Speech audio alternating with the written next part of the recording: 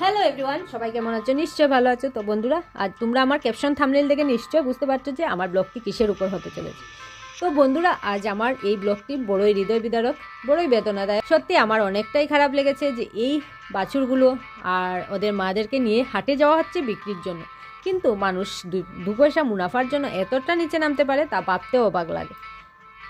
এই বাছুরগুলোকে প্রত্যেকটা বাছুরের মুখ বন্ধ করে রাখা হয়েছে, যাতে ওরা ওদের মায়ের পাশে না যায়, ওদের খিদা না পায়, ও কিছু খেতে না পারে। তাই নিয়ে যাওয়া হচ্ছে, হাতে লাঠি বাঁশ এগুলো নিয়ে যাওয়া হচ্ছে যাতে ওরা ঠিকঠাকভাবে চলাফেরা করে। তো ওরা অবলা প্রাণী বলেই এদের সাথে এমনটা করা হচ্ছে। তো একবারও কি ওদের মনে হচ্ছে না যে এই বাছুরগুলোর মুখটা খুলে দেই? ওদেরও তো খিদা লাগতে পারে। আমাদের যদি বাচ্চা হতো আমরা কি এসব করতে পারতাম না? কারণ আমরা প্রোটেস্ট করতে জানি, বাচ্চারা খিদা লাগলে কান্না করতেও জানে। কিন্তু ওরা কান্না করলেও কোনো লাভ হবে না, কারণ ওরা তো পশু, ওরা তো কথা বলতে পারে না। ওদের সাথে এমনটাই করা উচিত।